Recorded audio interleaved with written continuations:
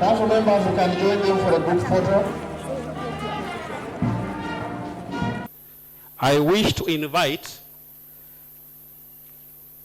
the governor for Kisii County, His Excellency Paul Simba Arati. Your Excellency, Professor. Of course, you'll be a professor soon. Eh? Council members, who can join them for a group photo.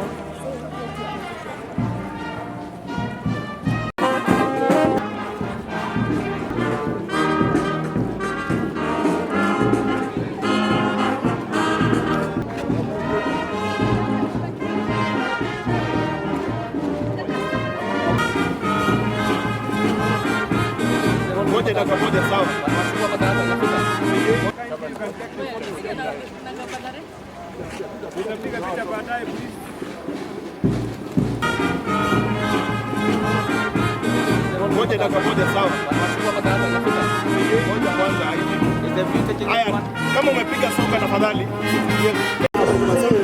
Has left the pavilion and they are marching the administration.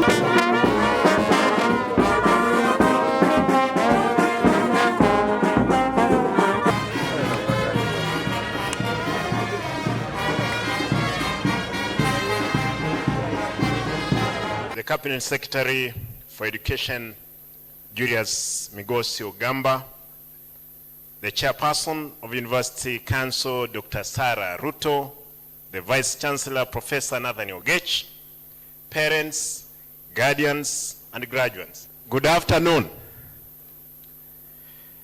Ladies and gentlemen, I'm pleased to join you on this auspicious occasion when the Kisii University holds its 13th graduation ceremony.